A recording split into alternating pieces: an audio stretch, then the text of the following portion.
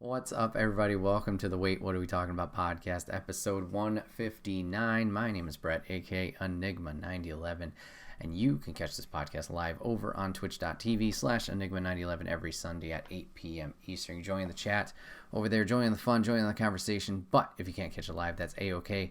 Go over to YouTube and podcast services the very next week where it's broken out topic by topic and put as one big video and MP3 for your amusement on the following Friday. Last but not least, any way you can support, leaving a comment, review, share it with your friends. Anything you can do to help us out would be greatly appreciated. It may seem small, but it helps the channel grow, goes a long way. So whatever you can do to help us out, once again, would be greatly appreciated. Today, we're going to be breaking this down into two topics today. And we're going to be starting with a little bit of a game talk, as we're going to be talking about a game I've been playing through recently since the holiday break. We're going to be talking about Marvel's Midnight Suns. So, if you don't know what Midnight Suns is, it is from Firaxis Studios. So, it is the team that worked on the XCOM series. And it is a turn-based strategy game, I guess is the best way to kind of describe it. And obviously, they got the Marvel licensing here. So, they decided to use that and tell a story with a little bit, some well-known heroes, some lesser known heroes, and your own create a hero and try and tell this story about saving the world. And I've been enjoying my time with it so far. The gameplay, like I said, is turn-based strategy, so it's your three heroes going up in different levels, rooms, however you want to describe that, and you have to accomplish a variety of tasks. So sometimes the room or the level can just be defeat all the enemies. Sometimes you need to recover certain artifacts in the room first. Sometimes you need to prevent things from leaving, escaping, destroying something, whatever it might be. And you need to use your heroes to do that in the level. So when it comes to your turn, I don't know if the XCOM games did this, just because I didn't really have an interest in those in the time those released with the Alien stuff, but Marvel's Midnight Suns gives you cards. So instead of other RTSs, for example, maybe a Final Fantasy Tactics Advance, just because I have a lot of knowledge with that, it doesn't alternate based on speed, like this character will go first, then this character, so on, so on, so forth. It is one team goes, the other team goes, and your actions are determined by cards. So Artemis has a lot to say about this. Each turn, your team has 3 card plays, so many I think only one movement, and then you can also redraw cards if maybe the card that you have in your hand at that time doesn't work for your strategy or is not super effective. So you can use up to 3 cards, play those however you want to try and either damage the opponents, eliminate them, or once again try and recover artifacts, stop things in the environment, whatever it may be. So you kind of have to plan it out what you want to do. And these cards, I think, are split into 3 different categories, like an attack, a support, and then some kind of heroic ability, which is a little bit more unique to them. So you could do all of your actions with one of your heroes. You could mix it up. Really depends on what you want to do. And then another way you can kind of add to your turn to make it a little bit more productive, I guess you could say, without using cards per se, is using certain things in the environment. So if there's boxes in a certain range, you could throw a box. You could jump off of a box to do an attack. You could activate something to fall down onto enemies. Kind of adds a little bit more freedom to your gameplay without necessarily having to use one of the card plays that you are allotted during that turn, or during that turn. After you do that, you wrap up, and essentially all the other enemies are allowed to do their actions. So pretty much most of the Hydra goons that you're fighting will shoot you. If you're fighting a harder boss, they may smack you, do a more special skill, whatever it might be, and then it'll go back to your turn. And I will say, from the gameplay that I've kind of experienced so far, I don't know exact hours. I would say maybe 10 plus, maybe a little less. From a gameplay perspective, it's great. I'm really enjoying what they're allowing the player to do and the strategy that you have to kind of build to do well in the story.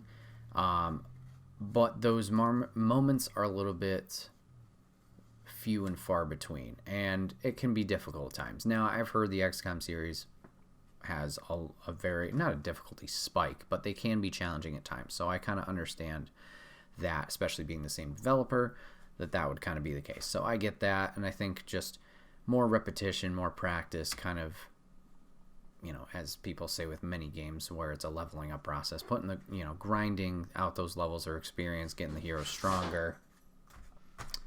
I think over time it will get easier, or at least more effective in between the characters. So I like the strategy aspect that they add. Now, this game is kind of like a two-sided coin here, where you have the real-time strategy and the turn-based stuff going on, but on the other side, you have like this social mechanic game, I don't know, relationship building type thing. And to be honest, it's not entirely what I was expecting. And it's not a bad thing. It's just weird in some ways. So all of the heroes kind of hang out at this base. And during that free time, you're allowed to roam free, explore the manor, and you kind of build social relationships with your team, become friends with them, and these will, help you, give you some bonuses, some stats. You kind of learn some backstory with your heroes, what they've gone through. There's a lot of different references for things that are in the game and just in the Marvel universe entirely, of different heroes and things that they've done and events that have transpired. And it's cool to get all these Easter eggs and lore, but sometimes it's just, I guess, cheesy or hokey could be the right word. For example, at some point early on in the game, you get introduced to like a social media mechanic that's just like a social media for superheroes, and it's so weird to see them commenting on things that others are doing, or like things that have gone on the manor. It's like, why do we need this? I could get it for like, it's a social media network for like heroes across the globe, and this is a place where you could talk about crimes that are going on. And some of the things that are posted there are that, where they're reporting like, oh, something's going on in this area, or this hero's in trouble here, and that's good. But then there's the other mechanic where it's like manor to manor things are going on. It's like, this seems dumb. Why not just talk to the people in the same building you're in for whatever is going on? But it's one of those things that I feel you have to experience to get more of a feel of than just my poor description of it. But that seems a little hokey at times. The hangouts with the different heroes is fine. It's another way you can kind of learn a little bit more of their backstory and things like that. I don't think it's 100% necessary, but once again, it's okay overall. It makes a nice little balance between the strategy aspect. I will definitely say, once again, I do like the strategy aspect. It's just, it's broken up so much that sometimes it's not hard to get into, but it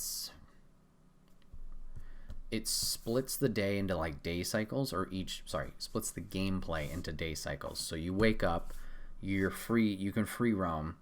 So there's usually things that you need to do or can do, have the ability to do, where it's unlock resources that you did in the last mission, kind of figure out what tools they will allow you to build upon to make your team stronger, whatever.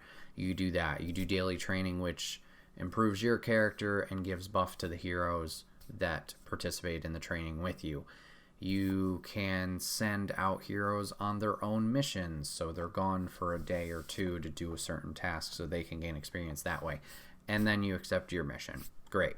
You do your mission, you do all the time, or the card stuff and the strategy stuff, and then it's the nighttime free period, which once again you're able to roam, explore, wherever.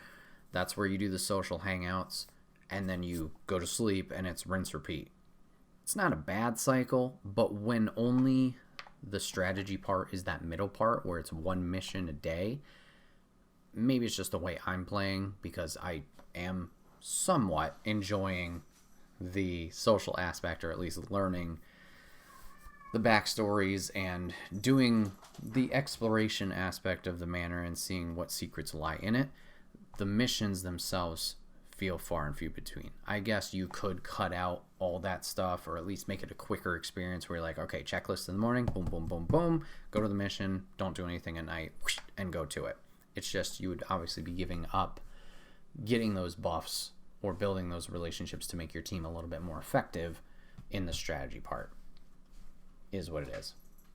Another thing this game has is a lot of different difficulty options, which I know not everybody really likes the whole challenging part of games. You know, play it how you want to play it. Sometimes it's just more of a relaxing experience. I haven't messed around with that, but at the very beginning of the game when you set it up, you can see how many difficulty options there are, and holy crap, there are a lot. I think I'm just playing at like setting 2, which is normal, but then they got like 3 harder difficulty levels from there, and then another 3 on top of that where it's like not ultra hard, but whatever you want to call it. I'm just like, from playing it, I'm like, I don't even know if I want to bump it up 1 level because I've had my difficulties. Now, obviously you do get rewarded for doing these higher difficulties. You will get more resources or things that you can use to upgrade your heroes or change your customization for what colors they're wearing, outfits they're wearing, whatever it may be. So you will be rewarded for doing that if you choose to take that route. It's just, for me, it doesn't seem super appealing, at least right now. Maybe I'll reach a point where, yeah, I've reached my ceiling with this one challenge or this one area. Let's bump it up. So I mentioned before, it's kind of a mix of heroes that are established or at least more well-known, and then the mixture of newer heroes, people who might not be known, as well as your creative hero. So as of right now, I just got to, if people have played it, I just dealt with the last part for Dr. Faustus, so that's probably still really early. But on the team, I have myself, so the creative hero. We got Iron Man, Doctor Strange, Captain Marvel, Spider-Man, and then you have Blade, Nico, which I don't remember her last name. You have Magic and Robbie Reyes and his Ghost Rider iteration. I believe that's everybody that I have so far. Throughout the game, there will be more that we kind of join or that will join the team, at least based on, cover and things that they've added. So Wolverine will be part of it. Captain America will be part of it. They have announced a season pass, which as of recording, Deadpool is going to be the first release in about 4 days. So Deadpool will be there. Venom. Morbius, I think, is the last one. And then there's one other I'm blanking on. I think it might be Hulk. I don't know if there's any other heroes besides that they have either announced or whatever. I guess let me look at the box here. No, I think that's everybody. At least from, marketing stuff. There could be others. So all the heroes I bumped into and have joined the team seem cool. Nice to see Insomniac Spider-Man's voice actor, Yuri, don't remember his last name, but nice to see him reprise his role as Spider-Man in this game. Each of the characters feel different, and with their cards, it feels unique to use them. I will say Nico kind of intrigues me, the most. She's one of the new ones where I don't know much about her character and backstory, but her cards are very, I guess random is the best word you could use for it. It's a wide variety of skills that she can do, whether it's healing, attack, whatever it may be. And some of her cards are literally called roulette, so you can attack an enemy and it will do damage, but then it will give a random status ailment. So they may be stunned, they could be dazed, they could, for some reason, get armor. It's really up to the card. But it's an interesting one to play with. Other characters that I really enjoy, I've really enjoyed Ghost Rider. He has some cool chaining abilities where if he knocks out an opponent, he can continue the streak from there. And same with Blade. Blade has another one that's along those lines. So every character I've played with so far has been fun. And with it being only the 3 characters, you cycle in and out who you're going to use. If it is a main story quest, usually your create a hero is locked into that one slot, and then you fill the other 2. And then if it's the side quest, you could fill it however you'd like to. And while the side quests might not be the most unique in their gameplay like goals, because it's usually something you just did, once again defeating enemies, stopping something from leaving, whatever it is, it's not exciting per se, the objective, but it is nice to... The gameplay itself is strong enough that it doesn't feel boring, I would say, at least so far in my opinion. It's something I want to jump back into each and every time, and like I said, it does benefit the team overall. It's just a little bit of a grind, but luckily it is fun, so it hasn't, once again at this point at least, dragged on or seemed like anything that is bad. It's a good gameplay loop. So let's talk about the create a hero that you have. I don't know, it's Firaxis, so I don't know much about their creation suite. I do see a little 2K logo on here. I will say I do recognize a little bit of 2K's creative suite and their customization. Create a hero doesn't look super. I mean, it gets the point across of like, yep, that's what I was aiming for. Obviously, like most creative things, at least in games, your character model definitely stands out from the others. Duh, you didn't have this one character model particularly tweaked, worked on to fit into the world. So they do stand out kind of like a sore thumb. Hair, especially, it just looks like not even a wig, just it's there. There's not a lot of texture to it or whatever.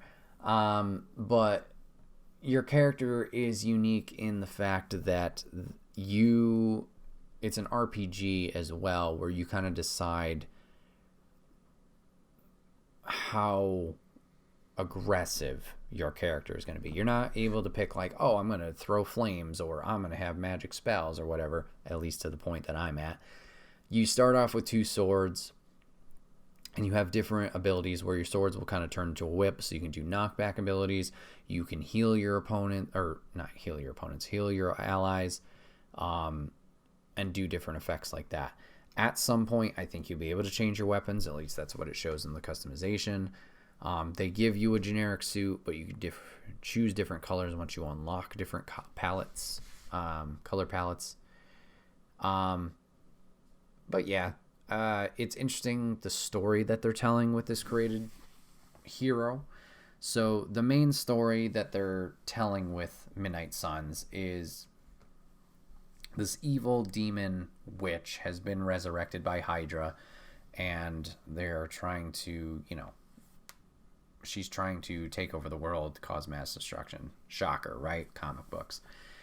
So the Midnight Suns, which is like this secret society, along with some of the Avengers, are trying to stop this, and the way they decide will be their best possibility for stopping this is kind of resurrecting you, which you happen to be the son/daughter of Lilith, the big bad that was also revived. 300 years ago or so, you were able to defeat her, and then something happened to you where you were put to rest, so they resurrect you there as their best bet to stop her again. So that's the whole gimmick there. That's why you're a creative hero, I guess you could say. It's interesting as your character kind of, once again, you're learning, this hero is learning at the same time you are of like the backstories of everybody and kind of dealing with the situation of being 300 years in the future from when you last left off.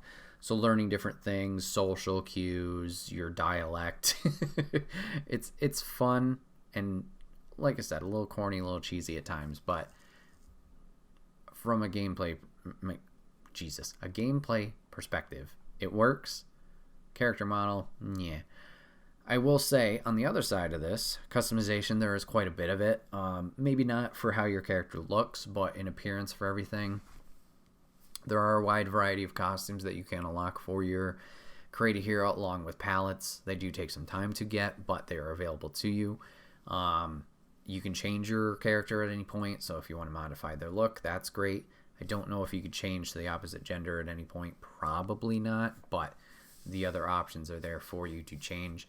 And you can also customize your hero team. Obviously, with with the heroes that you take on the missions, you can customize that, but you can also customize their looks. I don't know how many outfits are available to them. When I got the game, I was lucky enough to get the season pass, so it kind of gives them a few more outfits or costumes, tires, whatever you want to call them, in the beginning. So you are allowed those, and I'm sure over time you will unlock more in the game. And some of at least the base costumes do also have different color sets as well, or color palettes that you can do and get by building those friendship levels with the heroes themselves. So that's nice. A small little feature that I don't know if they added in a patch after the game or if they included, but usually in games, if you select an attire for a character, that's what they wear, until you change it. There is an option to change their outfit daily. It's a small thing, but I think that's nice. It kind of keeps it fresh. If you like a lot of looks, you can just have them cycle. I don't think there's a list of you could toggle favorites and then it cycles through those favorites. I think it just cycles through everything, but it's a nice little touch if you decide to toggle that on or whatever. And the same goes through for their casual wear. So while they're walking around the manor, they can be wearing a variety of t-shirts if you unlock them. You could cycle through those, or you can customize those as well. There's also a pool there, so there's fucking swimsuits to unlock if you want to do that. Nice. Yeah, nice. It's a little it's a little weird because it's okay, you have the female characters where it's okay, 2-piece or 1-piece, but it's there's no designs or anything. It's just flat color. And then the dudes, it's board shorts or slightly shorter booty shorts. It's okay. Why? So I guess you can be a little horny on main with that if you want your heroes in the swimsuits or whatever. But it was an interesting choice. I guess I'll say that. So you got that. So we already talked about the created heroes character model. How are the graphics of the game in itself? Graphics, I think, are good. They're not amazing like some other games are, but I think they're adequate enough that it's kind of got this weird it looks like a comic book. I wouldn't say it's cell shaded or anything, but it's good, but it still has a comic book feel, almost like Marvel's Ultimate Alliance 3, if you guys have played that or seen that from the Nintendo Switch. It's better than that, but it has this similar feeling of that art style. So I think it's really good, especially when you get into the fights. The character animations for that are great. One character model, I have a little bit of a... what's the term? A little... this is it's probably not it. A little bit of beef with is Iron Man's character model. When he is in the suit, he looks great. When the visor comes up, for some reason, he looks like he has very shiny lip gloss on, and he's very made up and glowing. And then when he's out of his suit, facial hair wise, as far as I've known, Tony Stark has always had this goatee type thing. He's got this fucking 70s porn stash on. What? You don't even look like Tony Stark. You're just a dude who happens to be wearing the suit every day. It's so weird. That would probably be the only one I have a gripe with. Everybody else looks fine. Spider-Man's face looks a little off, but that might be just because I'm thinking Insomniac Spider-Man, at least the OG Insomniac Spider-Man. But whatever. Other than that, graphically, it looks fine. There's a little clipping here and there.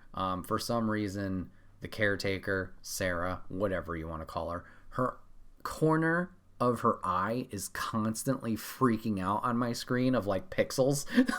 I don't know why, but everyone else is fine. Nothing is like lagging behind or is dropping frames or anything like that. So it's really small things. Like I said, won't blow you away, but it's solid for what it is.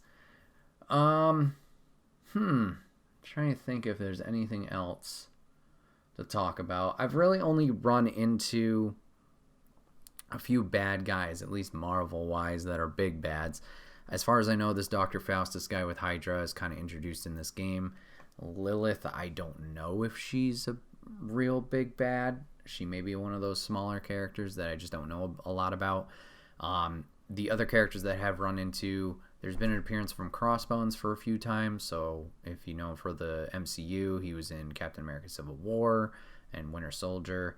So you have that. And then you also have Venom in here, who's kind of like possessed by Lilith or like controlled by her. So he's been fun to fight the few times that I've bumped into him. I believe there's going to be a few other heroes that she will take charge of overall.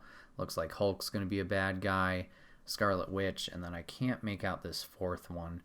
We'll have to see what other bad guys kind of come into play against us later on with her or under her control. Yeah, it's been a fun time with the game. I'm really enjoying it. Like I said, it's a little bit weird at times bouncing between the two. I do enjoy both aspects of the gameplay that they do have, but sometimes I wish I didn't have to, and I guess I don't have to. I wish the gameplay elements weren't so staggered in terms of the strategy stuff. And I feel like, not that I'm going to get punished, but I'll be definitely left behind if I don't do everything, if that makes sense. But I'm looking forward to playing more. Maybe we'll revisit this topic down the road once I do finally beat it and give a more in-depth review, I guess, on the story. But so far it's been engaging, so far it's interesting, and I'm looking forward to playing some more as time goes on. Moving on to topic 2, let's talk some wrestling, everybody's favorite. We're going to be talking about the Royal Rumble 2023. As of recording, it's coming up this Saturday at 8 Eastern on the 20th. Over on Peacock, hashtag ad, not really.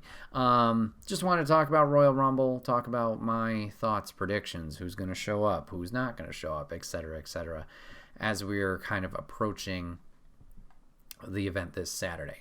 So as of right now, as of recording, they only have a few matches announced, which kind of makes sense. You got both Rumbles. That's going to take up at least an hour per. So you got to be careful with what, other time you're allotting. Because if you do too much, then it's going to be a 4-hour show. And while some people might like that, as long as it's interesting, the rest, it's going to be a drag. So far we have 5 matches listed. 5? Yes, 5. 5 matches listed. We have Bray Wyatt versus LA Knight in the Mountain Dew Baja Blast Pitch Black match. Nice. Okay, take out the Baja Blast, but the Mountain Dew Pitch Black match. What the fuck is that? I don't know. But Wyatt and Knight going on in that. We have the Raw Women's Champion Bianca Belair defending against Alexa Bliss. We have the undisputed WWE Universal Champion Roman Reigns defending against Kevin Owens. And then we have both the men's and women's Royal Rumbles, respectively. So, we got that going on. So, let's talk about the matches and what is going on. So, let's talk about the Baja Blast Pitch Black fight. I like both of these guys. Obviously, Bray has come back. He's going with this whole Uncle Howdy White Rabbit thing. And it was interesting at first. And it's still interesting, but it's getting to the point where it's like something needs to happen. And finally, it seems like Saturday something will happen. We've had a couple more teases as we've gotten closer to the Rumble of certain things where there's a standoff, and then Uncle Howdy has attacked Bray, and then Alexa, which we'll get to on the other side of the coin, is starting to get repossessed or reintegrated into this Bray Wyatt group as she becomes evil again, and Uncle Howdy's messing with her mind. And then recently on SmackDown, I don't know if it was this Friday or maybe it was the last Friday, Bray Wyatt's like, I am Uncle Howdy, I am this. And it's like, but he attacked you and you're not, what? And then we're back in the Firefly Funhouse, and it's like, wait, didn't we burn that down, or it was all webbed up, and then the puppets were alive, and we thought, oh, all 5 puppets are going to be people, and a lot of question marks in the air. I just want answers, damn it. So maybe something will happen Saturday. I don't know if this is a legit match in the ring. I don't know if this is a cinematic match with the whole Mountain Dew shit, if like the pitch black, if that's supposed to be some kind of gimmick. I really don't know. I'm sure it'll be good if they let the guys actually wrestle, and this isn't just going to be cinematic of Bray, you know, doing all of his hocus pocus stuff and LA Knight's just kind of there to take it. Because I don't think that would be a smart move. Like, I like Bray. Once again, I think the creative stuff is great. And I'm intrigued to see where this goes and have it to finally go somewhere. But I don't think it's smart to just take LA Knight and flick him off to the side. He's a great talker. He can get, you know, the audience's attention, and he can obviously hold his own in the ring. Bringing him up, getting the call up when Vince was still in charge, doing the whole Max Dupree, Maximum Male Models thing. Then Triple H gets in charge. He goes back to the LA Knight character.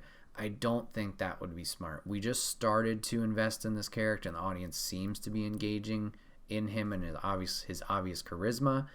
To just have him get squashed or sacrificed in a spiritual hocus pocus way, I don't know if that's smart. Obviously, I do not think that LA Knight will go over or win here, because once again, we need the momentum for Bray and for his stuff to start fucking doing something. But this shouldn't be something either short and sweet where it's a squash, or this long drawn out thing where he looks like a joke. It should be some mix.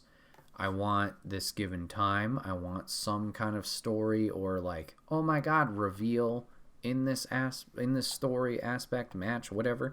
And then while LA loses, give him some offense, give him some kind of glory of fighting back or something along those lines, because you want both people going forward, and I feel like this is leaning a little bit too heavy on Bray obviously going forward, and LA kind of being left in the dust, which could be dangerous. So I don't know, we'll have to see what happens in the Super Mountain Dew Bowl. Okay, so we talked about it already. Alexa's getting messed with already in this, leading up to this Bianca and her match for the title. I'm fine with it. I know everybody's like, oh, why can't Alexa Bliss go back to being just Little Miss Bliss or whatever the fuck she was calling herself when she was, you know, just dominating as women's champion earlier in her call-up. I get that. I like that character too. The spooky aspect of it, or the theatrical, whatever you want to call it, not my favorite.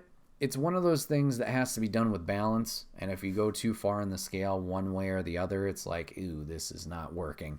And we saw that towards the kind of the tail end of her transformation, the previous run. It seems like this is a big merch seller, this character, the Lily doll, whatever it is. So I get from a business standpoint why they're doing it. And, you know, maybe Alexa likes the character as well. I would hope so. Hopefully she's, you know, A-okayed it. Which it seems like Triple H has a little bit more of that communication with people, as we kind of alluded to in last week's podcast. But anyways, she's going back to the dark side. Seems to be tied in with the Uncle Howdy and the Bray stuff. I'm fine with it. But this is a confusing match to me. I don't know why this is happening. Alexa got her title shot a few weeks ago on Raw. They did the whole... People memed it. I'm not even sure if it was supposed to, but it kind of fit choreography-wise spot on. They did the whole Scary Movie the one girl fighting the ring girl, making fun of that, and eventually Alexa lost. And now they're doing it again. And I don't see Bianca losing. I see Bianca going to Mania, and we'll get on to that with the Women's Rumble.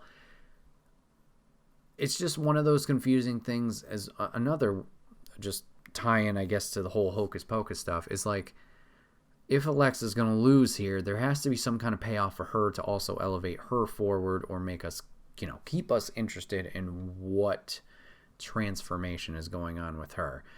And like, if she wins, obviously the momentum's behind her.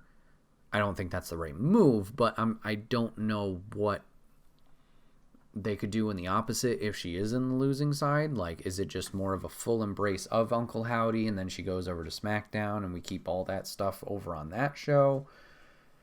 Maybe that's just the reveal, like, this is the last straw before she fully gets overrun with this mental game that they're playing with her. I'm not sure. So I'd like Bianca to go over. I see big things for her future ahead in WrestleMania. But we got to figure out what we're doing with Bliss here. So, short and sweet there. Now let's get to the interesting one. Let's get to the Universal title. Because at first this seemed like kind of your run-of-the-mill. Roman's going to win. We're going to build him up for whoever the Royal Rumble winner is. Whether it's the Rumble winner, whether it's Rock, whether it's Cody, whether it's Rock just coming in and not winning the Rumble. And this is just another step on the stepping stone. It's just going through another high-level contender. So him and Owens going at it. Sure, it's going to be a great match, but there's no real question of, like, Roman's winning here. But if you watched Friday on SmackDown, we get a little bit more sprinkling of the story that they're trying to tell with the Bloodline, the Usos, Solo Sikoa, and Sami Zayn. Now, obviously, Sami's not blood-related Uso. He is the honorary Uso, and he has this past relationship with Owens. We've kind of messed with that with War Games, how he did the haluva kick. He set him up for Jay. Jay does the splash, pins Owens, whatever. Owens goes to this contract signing, kind of jumps the whole group. I guess Zayn was not there, but then showed up later. He signs the contract, leaving Roman in this rubble of the table. And Zayn picks up the contract, looks at it, and kind of becomes flabbergasted, shocked. And he looks at Owens, Owens is staring at him from the crowd. A lot of people are speculating that maybe he signed Sami's name on the contract instead of his own.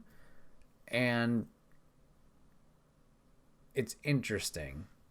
I don't think Sami's going to turn on Bloodline, but as of tomorrow, as of recording on Monday Night Raw, they were going to do this big whole tribal celebration with the Bloodline, but now they're doing like not a court case, but the trial of Sami Zayn. So we're starting to see the tears of, Sami getting punished by this group, and then hopefully an eventual hero arc, whether him and Owens go to the tag titles, or, as we talked about, Sami going for the main belt. I'm interested to see where this goes. It's just a really compelling story that they're telling between this group and obviously the former relationship of Owens and Zayn. I don't know what to do because, once again, let's say just the match goes normal. Owens and Reigns in, I think it's a cell or a cage. They fight. It's going to be good, but Roman's going to win, right? If Zayn's name was written on the contract, I don't understand why Zayn would turn. I think this would be more of the situation where he's like, no, Oos, I didn't mean to do this, anything like that. He really wants to be part of the Bloodline, as we've seen, and he's been ecstatic to join them or be accepted by them. On Monday, do we get this big turn, and then I guess Owens does just go fight in his stead, or is it the thing like I talked about where he goes for the title? I think that would be like you're speeding to it, and I don't think that's good. I think you almost come Monday, if they're going to follow through with Sami out of the Bloodline kind of thing. I can't take credit for this, but What Culture Wrestling has talked about this, but Sammy gets massacred eventually when this turn happens, right? So during this trial, maybe that's what happens. He gets just kicked the shit out of, left behind. If they're really going to go over with it, the whole blood thing, I know they're PG or don't want to do blood anymore, but that could be an extra point to it. You leave him destroyed in the ring, and he's fully cleared. Owens fights Saturday in the Rumble, and then you could build to this return of Zayn, this big revenge story, hero comeback, whatever. That could be interesting. Now we got the whole Rumble discussion, and as we talked about Rock and Cody being top contenders, where it's like, what's the likelihood of that being like the Mania thing? I don't know. It'd be cool. I like Zayn. Zayn's been great for years. He hasn't always had the best character, in my opinion, but he's definitely always consistent. It'd be cool to see. It's a compelling story, which is, what you want from any medium that you're partaking in. So this one, I think the result is clear that Roman will go over regardless of what path they take of Owens, or if they're going to spearhead Sammy and fast track that, which I think would be the wrong move, to just have all this build, and then, just quick cut it off right there and have him fight at Rumble. But Roman's going over regardless. We've been building towards this Mania thing for ages. Whether it's Rock, whether it's Cody, we've been building for it so long, I don't think we can hit red button, break glass in case of emergency, and do something different of a Mania payoff. Now, in terms of who he's fighting, I can see some flexibility in there because of how strong this story could be and is. But it's also a very, not fishy situation, but like a rough situation of like what you had the build for these two players. What do you do with them post that? And I guess we could talk about that once we get to the men's Rumble, but we're in an interesting spot of like, okay, it's not super clear. Not saying that we want it to be super clear, because that's the point. You go into these things, these shows, these experiences, wanting to see what unfolds, right? You don't want to know, oh, at the end, yeah, it's just going to be them. That was predictable, which I had a fear for going into this Rumble, to be honest, at least in terms of the men's, which once again we'll talk to once we get to that, of like, well, we know how that one's going to end, and it still could end that way, don't get me wrong. But the fun of it is the journey, right? You're hooked on like a fish, and you're just being reeled in the whole time, and it's intriguing and compelling and whatever. You don't want it just be like, well, that was expected. Yep, move on to next week. Yeah, there's Brock Lesnar again beating everybody. Oh, sorry, too real. You want it something to be egging you on. So with this added element to it, that makes it interesting. I don't think particularly Saturday's result will be any different. However, this does set things up down the road to be a little bit more of a mystery, which I appreciate. So let's talk about the Rumble, shall we? So far, I guess if you don't know, the Royal Rumble is a 30-man/30-woman match. Two people start, and they have, as of right now, what the website says, every 90 seconds a new person will enter. They get eliminated by going over the top rope, and you go until the final person stands. So, we have so far participants who have declared that they're going to be part of the Royal Rumble. For the ladies, we only have 6. We have Liv Morgan, as of recording, Liv Morgan, Raquel Rodriguez, Rhea Ripley, Candice LeRae, Shayna Baszler, and Zelina Vega. Okay, great. I guess I'll just say that, we're just talking about the ladies, so we'll keep the guys for later. So, 6 participants called. That means we got 24 left. Oh boy. All right, so the ladies could be interesting. So I'm going to pull up the roster. I don't know if I can filter between male and female. Does not look like it. Okie dokie. So, let's talk about who could be in this. So, we have these 6. So, right now on the active roster, wow, some of these ladies I do not recognize because they're NXT. So, your main roster, we got Bliss, we got Asuka, we got B-Fab, we got Bayley, you got Becky Lynch, you got we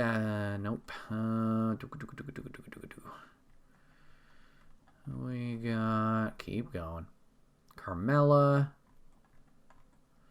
Charlotte Flair, Dakota Kai, Dana Brooke, Doudrop, Emma,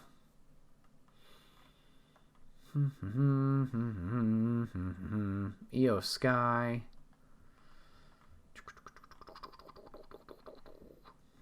now, you know, if I was smart, I would have actually wrote down what kind of numbers we're looking at. Lacey Evans, I already talked about Liv. You got Maxine Dupree, I don't think she's wrestled at all. You got Mia Yim. Naomi is still listed. You got Natalya. You got Nikki Cross.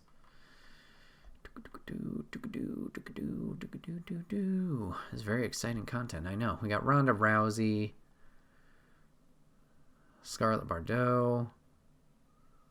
Shotzi Blackheart, or rather just Shotzi now. Sonya Deville. Tegan Knox.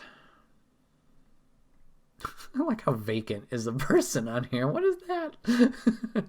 Oh, you got Sarah Logan going by Valhalla now? Didn't know that.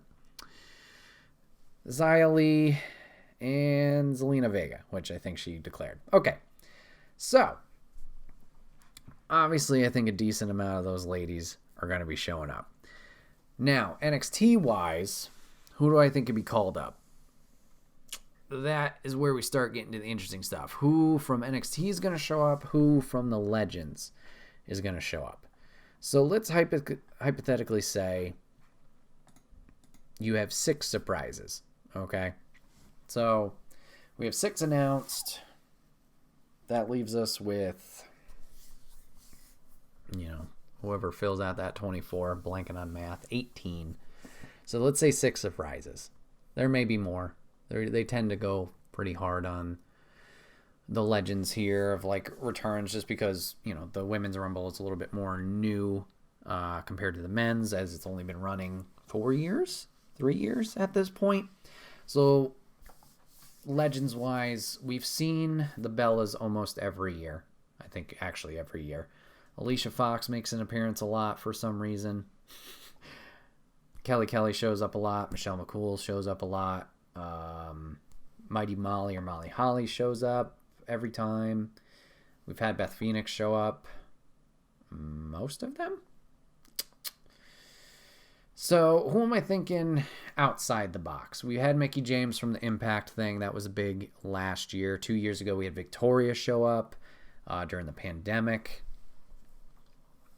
Who, Legends-wise, do I think shows up? I think it'd be cool to have Victoria come back just because she showed up during the pandemic Rumble. So to have her show up in front of a live crowd, kind of give her that ovation, I think that would be nice.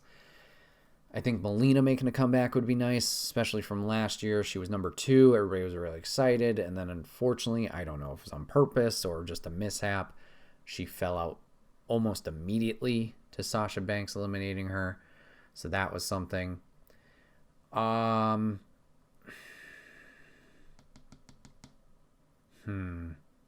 love to see Beth back, but I don't know if this is an appropriate spot unless we're going to set up her getting revenge against Rhea. Now, while that makes sense from a story point, that is going to throw a little bit of a wrench into who I want to win or who I think's going to win. So let's put a pin in that.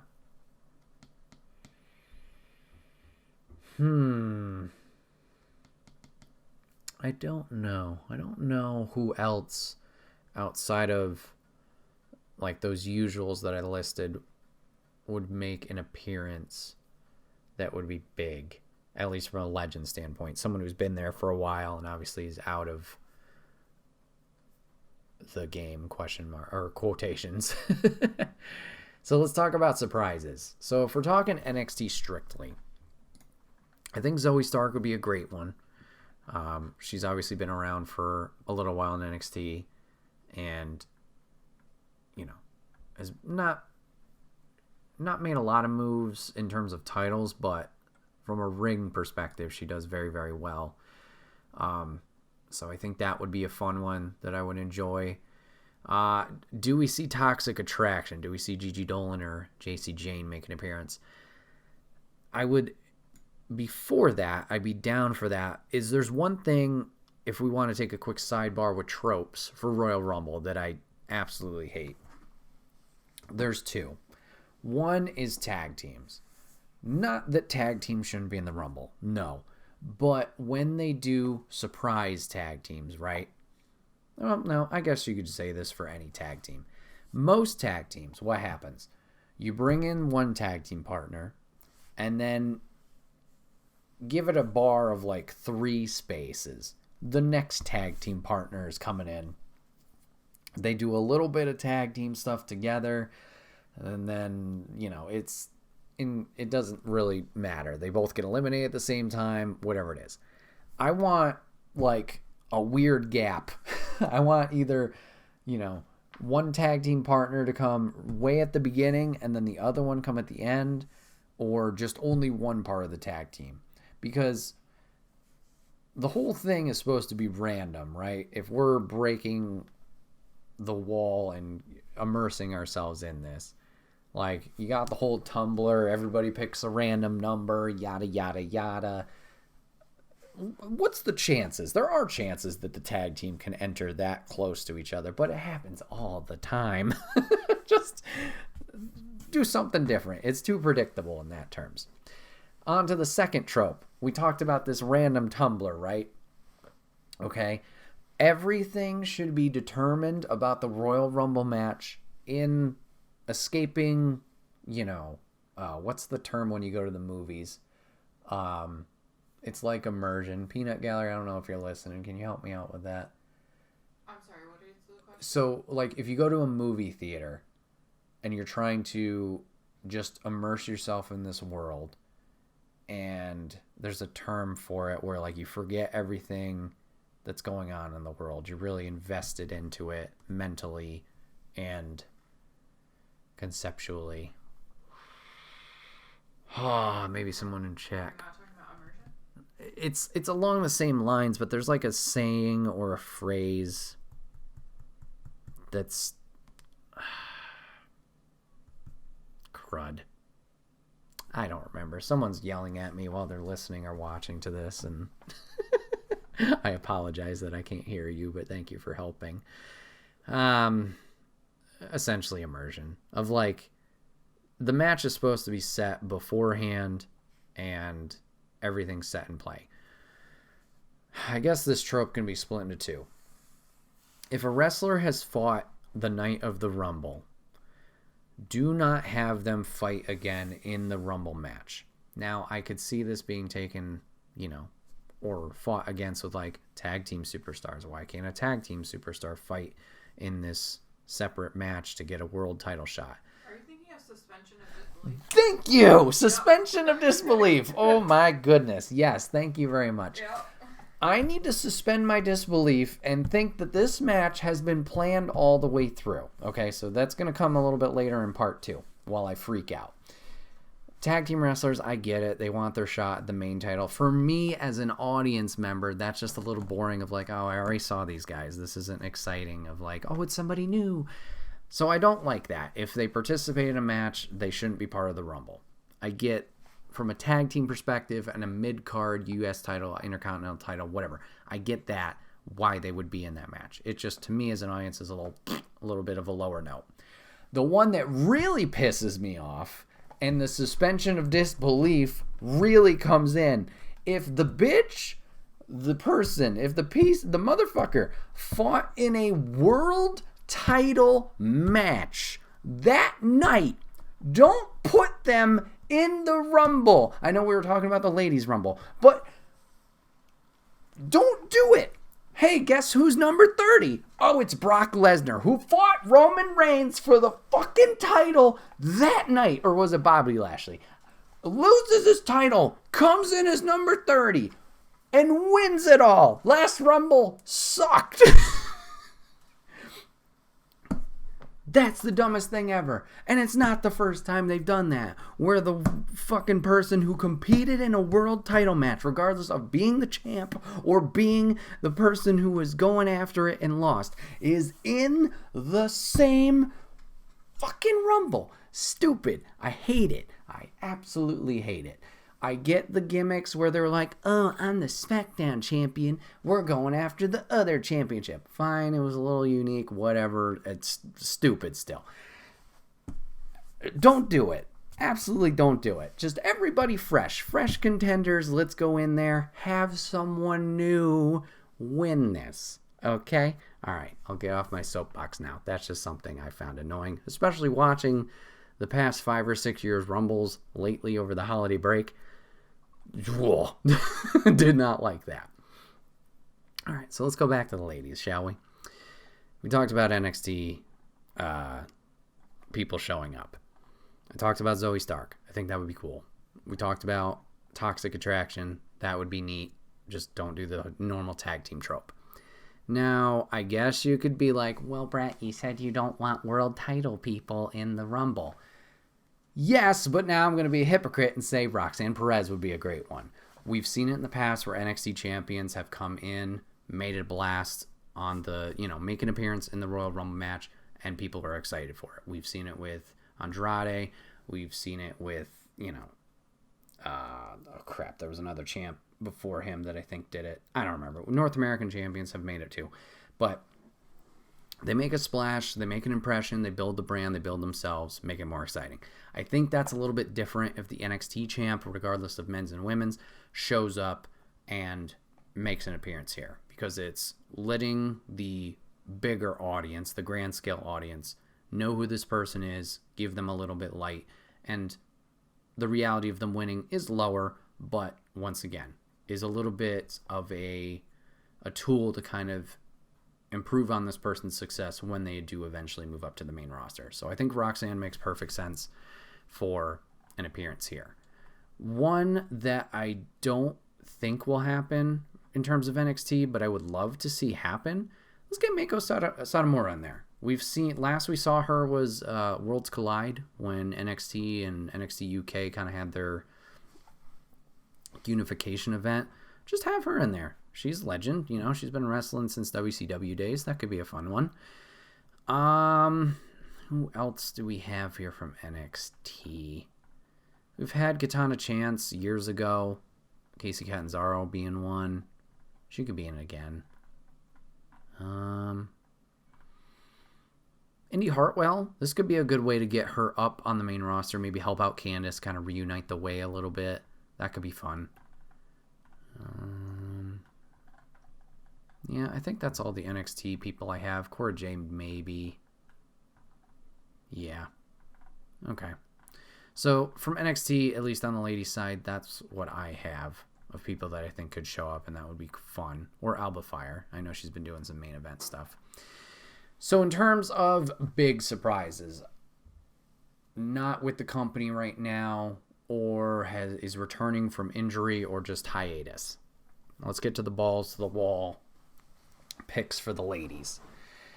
Naomi is the standout, right? Or at least everybody's talking about it. We had Mercedes Moné, formerly known as Sasha Banks, obviously show up in New Japan.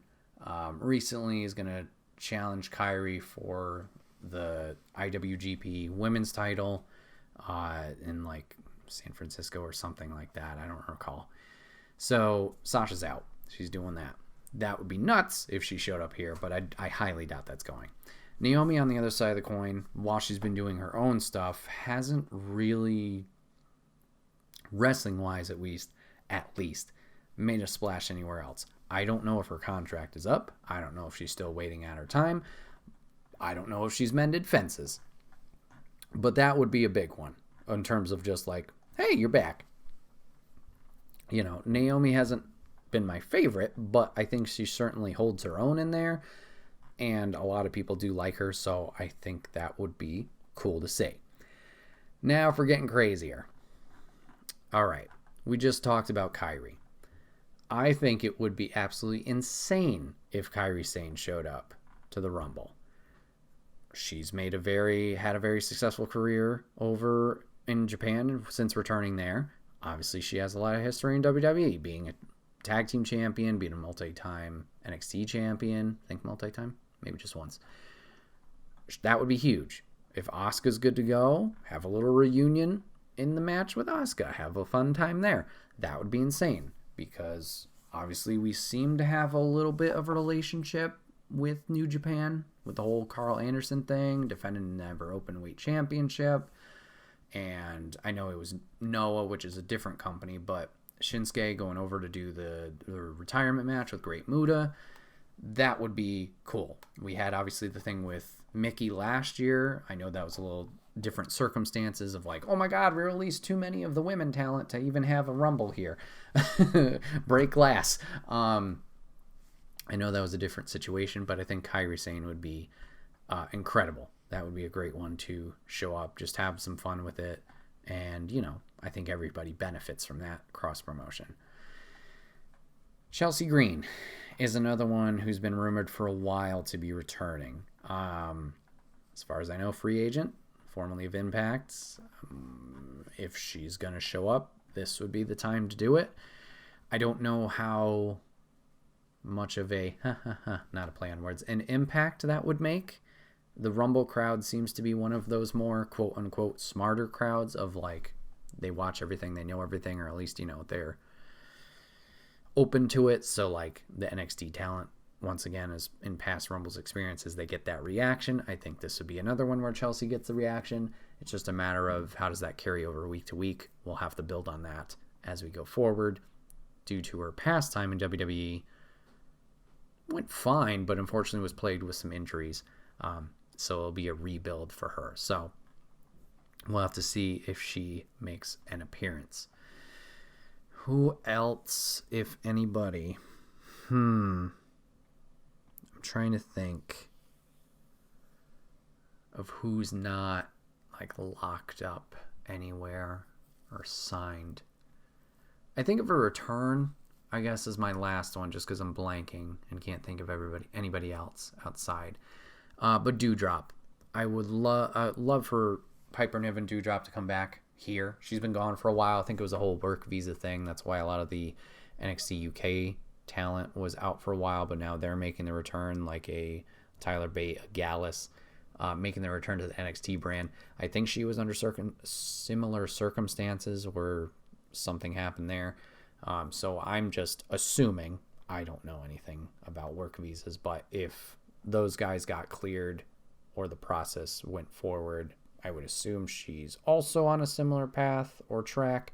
So it'd be cool to see her come back and maybe change the name, but whatever. We're not using real names anyway, so I don't recall if Piper's her real name. Maybe go back to that or change it up.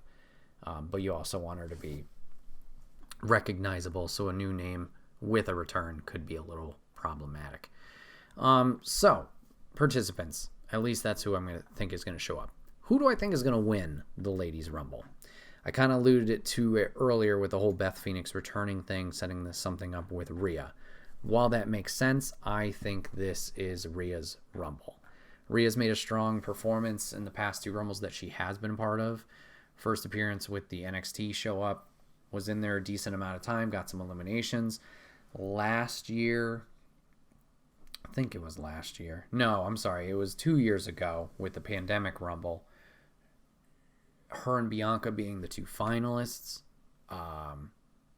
Obviously, she's been right there on the cusp of victory. So I think with the momentum Rhea has of building her character and what they're doing with Judgment Day, I think this makes perfect sense. They've made her look tough, made her look strong, even kind of coming to eye with some of the male superstars. I think that would be the right move. And then we get Bianca and Rhea at Mania for the title. I think that would set up things very nicely and have a great match at that show. So yeah, that would be my choice for Saturday.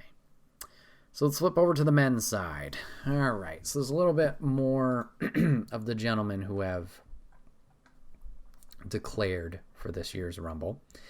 We have Rey Mysterio, Santos Escobar, Baron Corbin, Braun Strowman, Omos, Sheamus, Drew McIntyre, Gunther, Austin Theory, Seth Rollins, Bobby Lashley, Ricochet, Kofi Kingston, and the returning Cody Rhodes.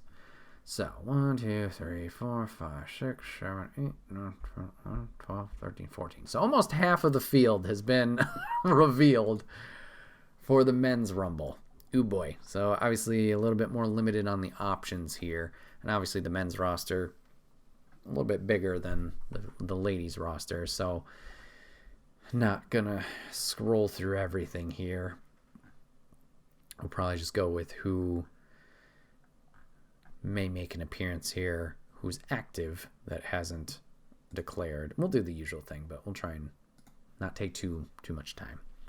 So the big question, I guess, before we get to, well, no, sorry. Let's talk about current people who I think could be in it that are not declared. So we got Kofi declared. Woods could be a safe bet if we're going the usual tag team thing. Hit Row probably won't make it because Ricochet had to beat Top Dollar to get in there. The Miz would be a safe bet. Shinsuke making a return in there. Zayn, if we're going to not beat the snot out of him on Monday. You could probably say Ridge Holland and Butch. I don't think Orton. I think he's still dealing with injury. Mustafa Ali in there would be good. I don't know if we get either the Street Profits in there. No. Do you get Madcap in there? Do you get either of the Good Brothers in there? Same with Imperium. No. Do you get Cross in there to kind of continue the story they're trying to tell with Rey Mysterio? Is Gargano healthy enough to go into the Rumble? Same with Legato, not healthy-wise, but does Legato get in there? Raiders get in there? There's a lot of question marks, especially from a tag team side of things. Judgment Day, Finn or Damian, or Dominic, I guess. Ziggles, Loomis. Yeah, there's a lot up in there. Either the Alpha Academy. Oof. So yeah, there's a lot of room for, like, it could be obvious people, an obvious 16, especially with all these tag teams I'm listing off. Or do we have some fun with this? So it has potential to be a really interesting Rumble or a more plain Jane standard Rumble. And I guess this is where we can talk about the surprises. We'll get into that. Because we kind of alluded to it. The main people we've thought for a while that were going to win the men's Rumble was either The Rock. We're going to set up the whole Tribal Chief versus The Rock scenario for the Bloodline, who's the whole real leader of the Samoan dynasty. Or we're going to have Cody Rhodes and this whole prophecy fulfilling, returning to WWE, getting the title as dad number one, and going for that. Both of those options make sense for what we've built and what we've portrayed. Rhodes being declared for the Rumble is an interesting one. Why not just have him be a surprise? And it could be, because everybody's expecting Rhodes. We'll just say it's Rhodes, coming back. Good. He's going to get a pop regardless, so I can get that.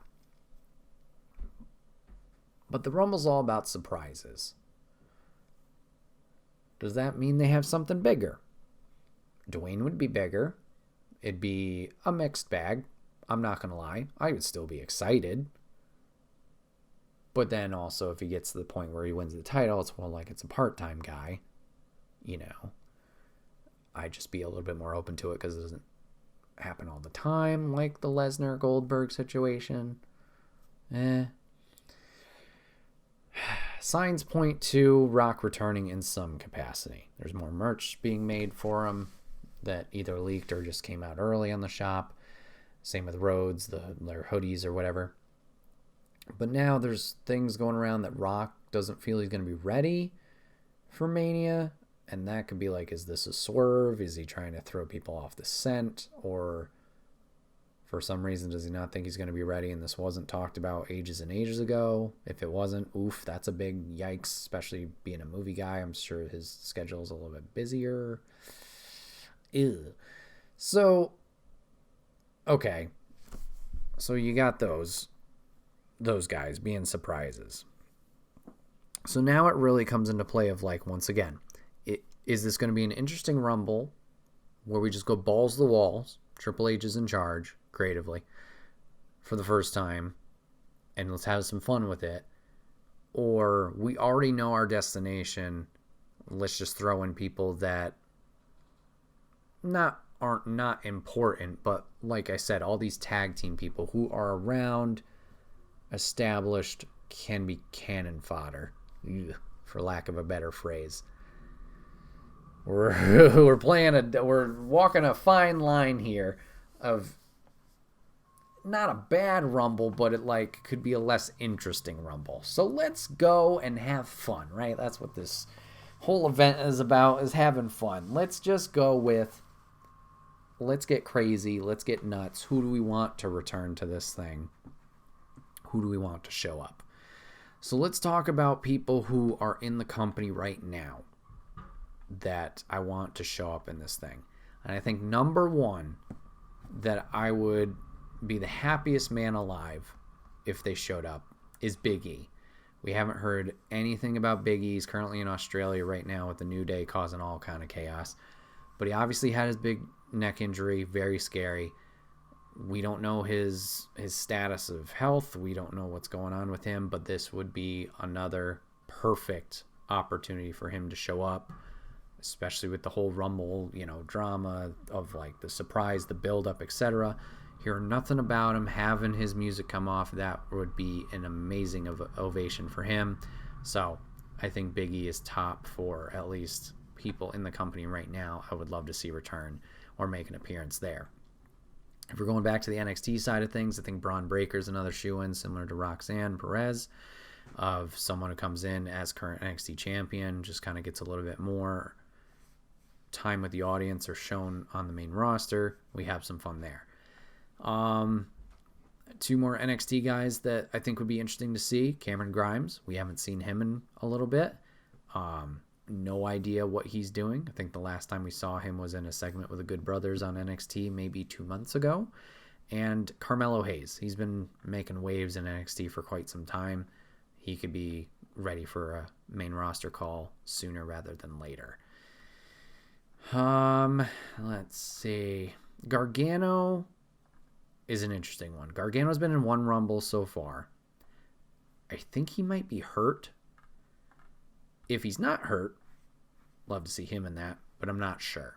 And on the other side of the coin, you got DIY, you got Ciampa. He's another one who's also hurt, where it's like we don't know his status, so the likelihood of that one is pretty low. And I guess if we're going to keep on the injury train, Randy Orton. Randy Orton's another one who apparently had a very scary injury where he might not ever return to the ring. If he does get to a healthy point or is at a healthy point, be great to see him back. I wouldn't want him to win it or anything, but, just in terms of a superstar, obviously he's a superstar. So speaking of Randy, let's talk about Riddle. Has Riddle figured his shit out? Apparently he got caught with some drugs and not the blazing kind, and he went to rehab. Did he do his program? Is he in a better place now? If so, throw him in here. If not, you keep getting better, please. You were on an upswing. If we're thinking about some recent hints that we've been dropping on Raw week to week, Nikki Cross has been dealing us, the audience, a lot of sanity teases. I don't know if this would be the appropriate time to have sanity return unless they're going to go with a way rivalry with Gargano and Loomis, and you have them jump them and get them out of the Rumble or something. I don't know if this is where EY, Big Damo, and Alexander Wolf would return. I'm not sure how effective that would be. It could work if it's a jumping angle and just eliminating them there, but as entrance, I don't think that works. I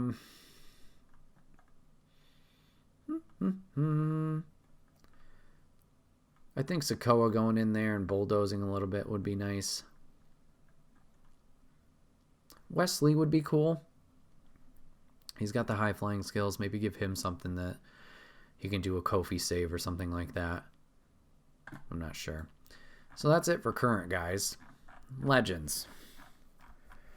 Who do we want legend-wise to show up and make a return? I mean, you got Road Dogg there. You got X-Pac coming back Monday for the 30th. I think X-Pac would be fun. I think he was doing some indie stuff recently with Joey Janela, so he's in at least some kind of ring shape. So that might be a fun one because we haven't had him return to Rumble yet in terms of a legend status. Where are they? They're in Texas. I don't know if Booker or HBK would do it. Can't do Henry. He's in AEW. Stone Cold? No. I don't know. I don't know for legends. I can't really think of anybody at least that stands out. So let's talk about the unknowns. Let's talk about the wild cards, the other companies who may be free agents right now. Big one in terms of not The Rock or Rhodes. Obviously Rhodes is in the company, but that would be an interesting one, is Cardona. Matt Cardona, a.k.a. Zack Ryder, making a return. I don't know if he's currently tied up with anywhere. I want to say he might be signed to Impact as like the major players or something like that.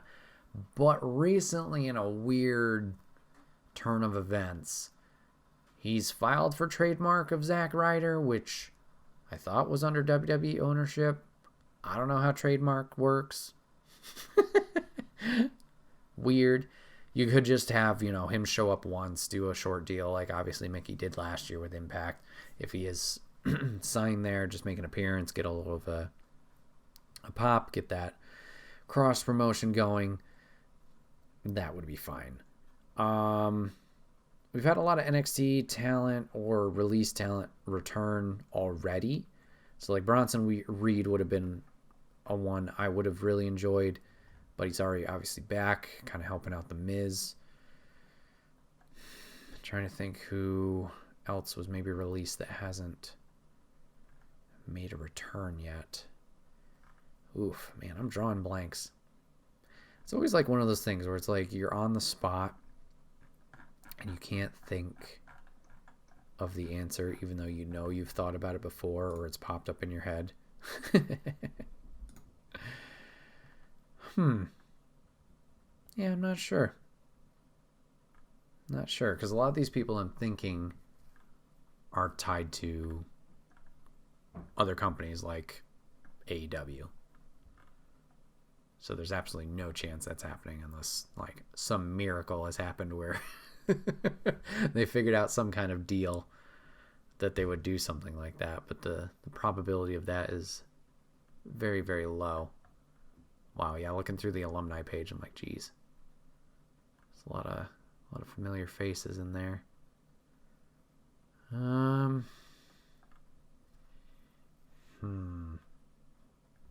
Oh, wow. See?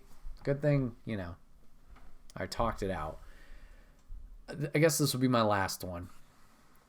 Pie in the sky. No idea if it would happen. But there's a little rumors going around that a certain superstar is in a loser leaves town match. But it's just a matter of when that match is. Let me look that up. It's a New Japan talent. But Jay White, what's he up to? Apparently he's got a loser leave town match coming up. It's either already happened or will be happening very soon. And I'm curious to know if that goes through, if he'll show up. I know he's obviously shown up in AEW a little bit. He's shown up in Impact, but I don't think that was anything where it was an official signing, anything like that. It was just more of an appearance deal. But Jay White could be one of those huge arrivals that people wouldn't expect. So let's see. Jay White challenges Hikuleo. Loser leaves Japan match. New Year's Dash. When is that? At Thursday's New Japan Pro Wrestling New Year Dash event. Oh, that's a throwback. Never mind. Are you going to tell me when the stupid event was? You suck, Wrestling Observer. So yeah, it all comes down to timing here. Because if it's before the Rumble and he loses,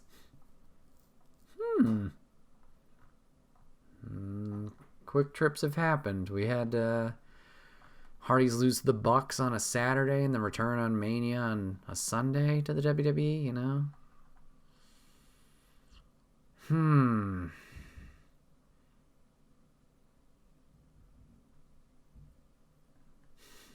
Why is every article I'm reading not giving me a date? Just tell me when this thing is supposed to happen. Did they not maybe announce a date? Maybe it's just the challenge. Maybe you just put out the challenge there. If so, crap. Because then the timing doesn't work. This is the week of. We need results, man.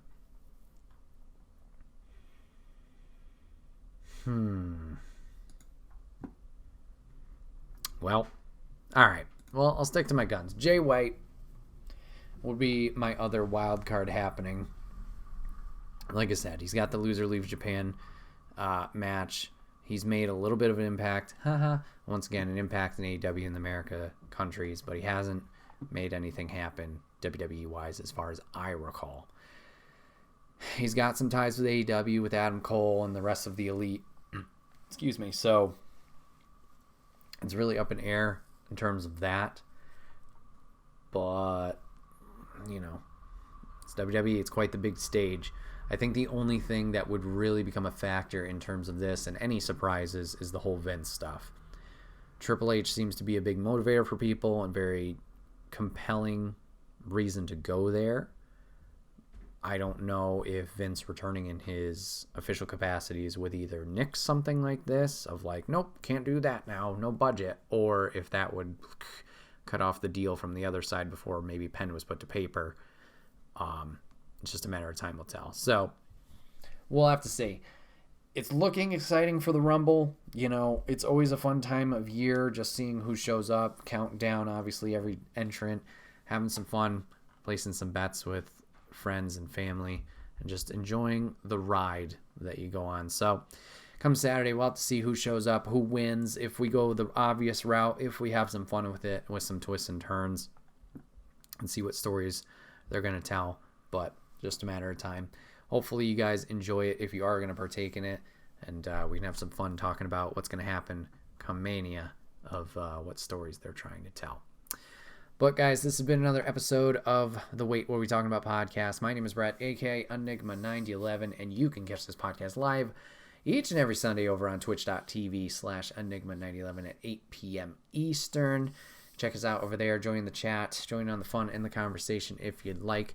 But if you can't catch live, that's A-okay. We go over to YouTube and podcast services the very next week where it's broken out topic by topic and put as one big video and MP3 for your amusement on the following Friday. Last but not least, any way you can support, leaving a comment, review, sharing the show with someone you like. It would be greatly appreciated. It may seem small, but it does help the channel grow and expand, grow to new heights. I don't know. Means the world to us, so we'd appreciate you guys for that. Thank you guys for hanging out with us today, giving us a watch, giving us a listen, and we'll see you guys on the next one. Take care.